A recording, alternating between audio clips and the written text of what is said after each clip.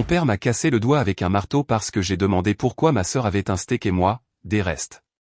Les filles inutiles ne méritent pas de doigts, a ri mon père. Les déchets ont les restes, a craché ma mère.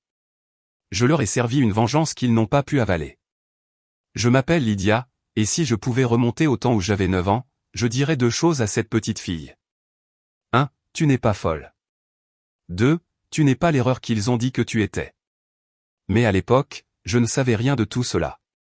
Tout ce que je savais, c'est que le dîner avait toujours une apparence différente dans mon assiette par rapport à celle des autres. Ma sœur Cassidy, l'enfant soi-disant miracle, avait de la purée de pommes de terre avec du beurre en forme de fleurs, un steak si tendre qu'il fondait en bouche, et des tranches de pêche fraîche dans un bol en verre refroidi par des glaçons. Moi, j'avais du pain sec et du chou bouilli. Quand je demandais pourquoi, ma mère disait, parce que Cassidy a besoin d'énergie. Toi. Tu es juste toi. Je voulais croire qu'il ne le pensait peut-être pas, que j'imaginais juste des choses. Mais ensuite est venue la nuit où tout s'est brisé, littéralement. S'il vous plaît, abonnez-vous à notre chaîne et dites-nous dans les commentaires d'où vous regardez cette vidéo. J'avais 13 ans. Je venais de rentrer de la bibliothèque de l'école où j'étais resté tard parce que je ne supportais pas d'être à la maison. L'air y était toujours lourd, comme si je marchais sur un sol qui pouvait s'effondrer à tout moment. Je suis entré et j'ai senti l'odeur immédiatement, du steak. Mon estomac a gargouillé si fort que j'ai failli en rire. Cassidy était déjà à table, un festin complet devant elle, filet saignant, asperges à l'ail, muffins au maïs. Je suis entré dans la cuisine et j'ai vu mon assiette qui m'attendait déjà. Une tranche de pain, même pas grillée. Une fine couche de mayonnaise dessus. C'était tout. Où est le reste, ai-je demandé, trop fatigué pour faire semblant. Mon père se tenait près de l'évier. Il n'aimait jamais être questionné. Il s'est retourné. Tu demandes ça avec ce ton? J'ai cligné des yeux. Ce n'est pas juste. Pourquoi Cassidy a-t-elle un steak et moi, ça? Cassidy a gloussé. Peut-être parce que je ne ressemble pas à un rat noyé. Ma mère n'a pas bronché. Mais mon père, lui, s'est avancé d'un pas furieux, comme s'il avait attendu ce moment. Il n'a pas crié. Il n'a pas menacé.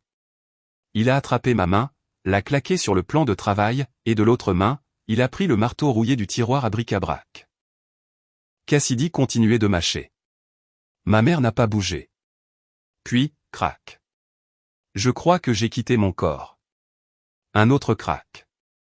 J'ai entendu ma propre voix crier, mais je ne le sentais pas.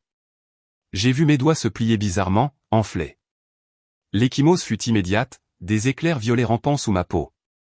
Mon père s'est penché et a murmuré, « Redemande-moi ça. » Je te défie.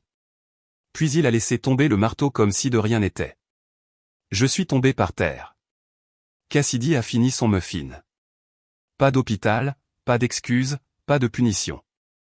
Cette nuit-là, ils m'ont enfermé dans la cave avec une vieille poche de glace et un chiffon humide. Mes doigts me lançaient, mutilés et tordus, enroulés dans un torchon qui puait l'eau de javel. J'ai passé la nuit à trembler, me murmurant de rester en vie. Non pas par peur, mais par fureur. C'est cette nuit-là que j'ai changé. Mes doigts ont mal guéri. Aucun médecin ne les a jamais examinés. Ils ne se sont jamais redressés depuis. Et Cassidy, elle se vantait que l'amour vache rendait les choses faibles plus fortes. Mais voici ce qu'il ne savait pas. Une douleur pareille vous reconfigure. Elle transforme chaque cicatrice en un plan directeur. Il pensait que je me briserais et disparaîtrais. Ce ne fut pas le cas. Au lieu de cela, j'observais. Je restais silencieuse. Je les laissais m'oublier. Et ce fut leur première erreur, car j'ai commencé à prêter attention. Papa avait une routine. Il quittait la maison tous les dimanches soirs à 18h30 précise. Il disait que c'était pour les affaires du conseil de l'église, mais il ne revenait jamais en sentant les cantiques. Maman avait ses propres secrets, comme se faufiler dans le bureau de l'école après les heures de travail. Elle y travaillait à temps partiel et fouillait dans les fonds de donation. Cassidy était leur chérie, mais elle avait plus d'ennemis que d'amis. Elle n'était pas intelligente, juste bruyante, pas talentueuse, juste privilégiée. Et moi? J'étais l'ombre invisible. Mais les ombres apprennent comment fonctionne la lumière. À 16 ans, j'avais lu plus que la plupart des adultes ne le feront jamais. Je faisais du bénévolat au théâtre de l'école pour éviter la maison, j'ai appris l'éclairage de scène, la conception de décors, et même comment faire passer des câbles et des haut-parleurs. Je prenais des notes sur tout. Et j'ai commencé à travailler dans un refuge pour animaux le samedi. C'est là que j'ai rencontré Donna. Donna avait la soixantaine, dirigeait le refuge comme une base militaire, mais avait des yeux qui en savaient trop. Un après-midi, elle a vu ma main trembler alors que je ramassais un bac à vaisselle. « Qu'est-il arrivé à tes doigts » demanda-t-elle doucement. J'ai ouvert la bouche, les refermé, puis j'ai haussé les épaules. Une recette de famille, ai-je marmonné. Elle n'a pas insisté. Mais 2 semaines plus tard, elle m'a tendu un dossier. À l'intérieur, des documents officiels, des papiers d'émancipation, des références pour le logement et 3 numéros à appeler si jamais j'avais besoin d'un endroit où aller. « Tu n'as rien demandé, dit-elle, mais je vois tout. » Je n'ai pas pleuré. J'en avais envie, mais je ne l'ai pas fait. À la place, j'ai plié les papiers et les ai glissés dans mon sac à dos. Je n'étais pas encore prête, mais je le serai bientôt. Parce que la vengeance n'était pas une explosion soudaine. Elle était lente, prudente, silencieuse. Et elle ne viendrait pas avec un cri, mais avec un sourire.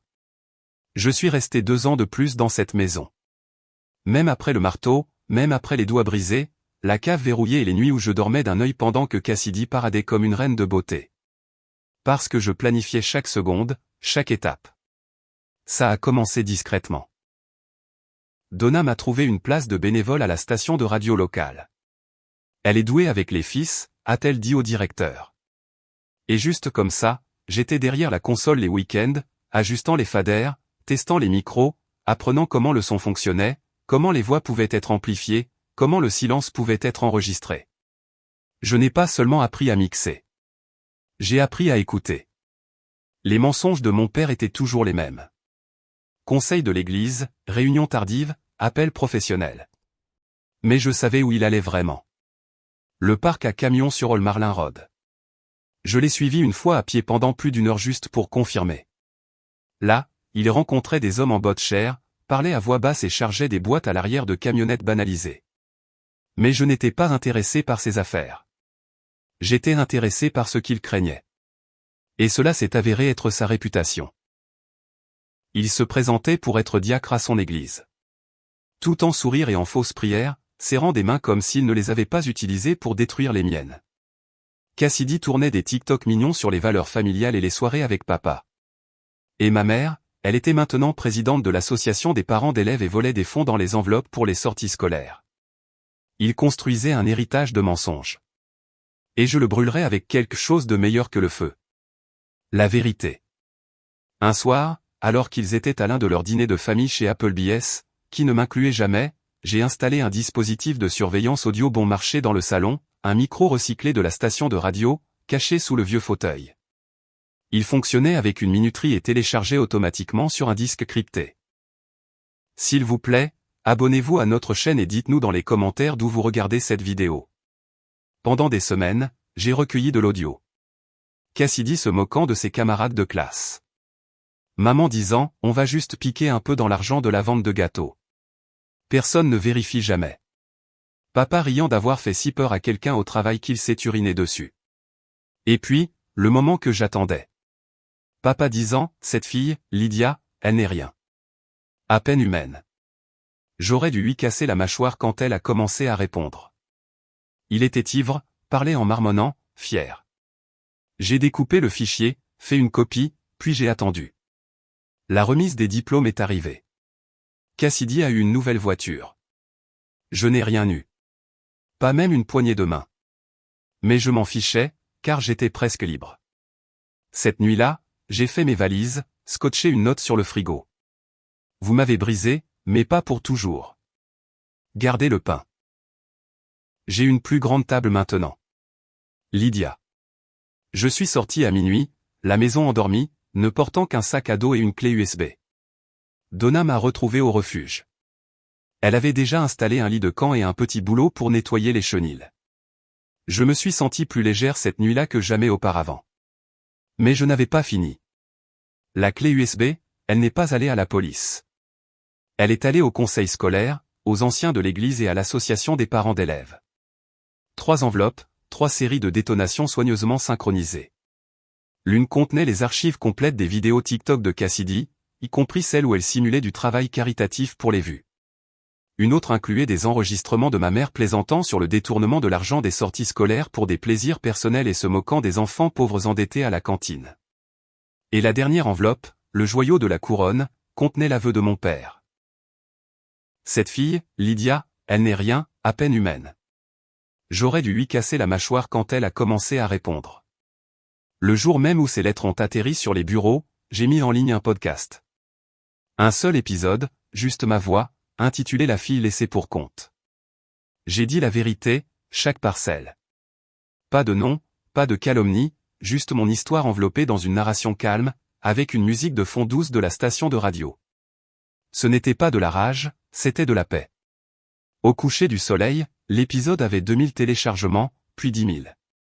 Puis il est devenu viral sur TikTok grâce à quelqu'un qui a extrait la phrase « Quand vous brisez les doigts d'une enfant, vous lui apprenez à taper sa propre vérité ». Cette phrase est devenue une tendance. En une semaine, ma famille était en feu. Pas littéralement, mais socialement. Les sponsors de Cassidy l'ont laissé tomber.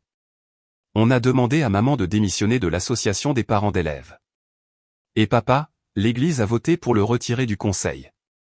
Il ne savait pas d'où cela venait. Il a blâmé les hackers d'Internet. Il n'avait aucune idée que c'était moi, car je n'ai jamais utilisé mon nom complet. Je n'en avais pas besoin. La vérité portait son propre tonnerre. Et je n'avais pas encore fini. Parce qu'une chose restait, la maison. Celle où j'avais grandi, où j'avais été enfermé dans la cave, où mes os avaient été fracturés. Où le silence était une monnaie et la douleur, un meuble. Il me restait une dernière chose à faire. C'est un mardi que j'ai vu l'annonce être publiée. Maison de 4 chambres à rénover. Propriétaire cherchant une vente immédiate. Offre bienvenue. L'adresse, ma vieille maison. Il s'est avéré qu'après que papa ait perdu son titre à l'église et que les revenus d'influenceuse de Cassidy se soient taris, les choses sont devenues difficiles. Ils ont cessé de payer l'hypothèque. Puis sont venues les lettres, puis l'avis de vente aux enchères. J'ai regardé tout cela se produire en silence. La maison où j'avais grandi, celle où j'avais nettoyé le sang sur le sol avec ma main gauche alors que la droite était encore cassée, avait maintenant 18 000 $ de retard de paiement et suppliait pour un acheteur. Alors, j'ai demandé une faveur. Le cousin de Donna travaillait pour une organisation à but non lucratif qui aide les jeunes en transition à acheter leur première maison grâce à un programme de subvention jumelé.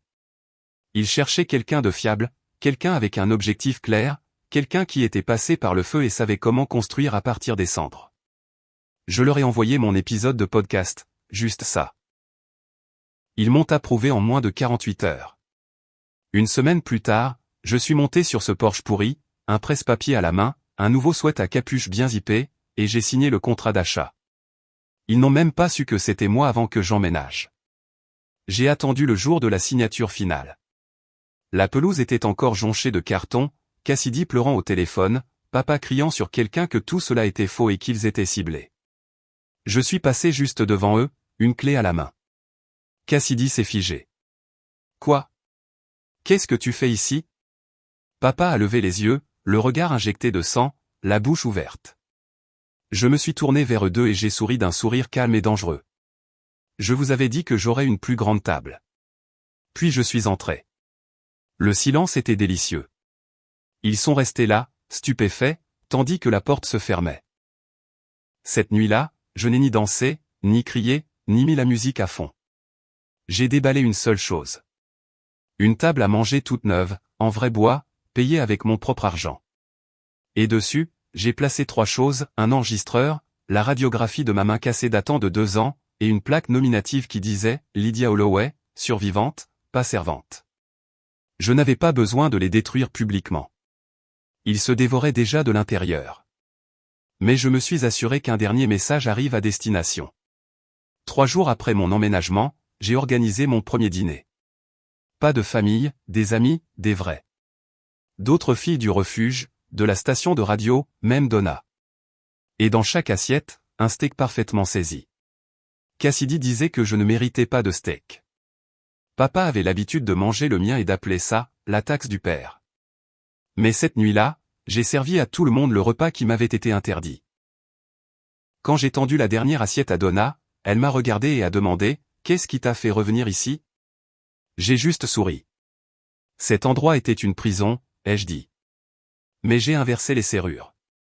Alors que les rires remplissaient la cuisine, je suis allé dans le couloir et j'ai fixé mon reflet dans le même miroir fissuré où mon père m'avait un jour qualifié d'inutile. Mes doigts ne se pliaient toujours pas correctement. Une articulation était un peu trop haute, mais ils fonctionnaient. Ils ont bâti cette vie. Ils ont tapé ma vérité. Et quand j'ai levé la main et tracé cette cicatrice, je n'ai pas ressenti de rage. J'ai ressenti du pouvoir. Parce qu'ils pensaient m'avoir brisé. Mais tout ce qu'ils ont fait, c'est me donner quelque chose à partir de quoi reconstruire. Et quand quelqu'un reconstruit à partir des décombres, il ne revient pas pour se venger. Il revient en possédant tout ce qui a tenté de l'enterrer, y compris la porte d'entrée.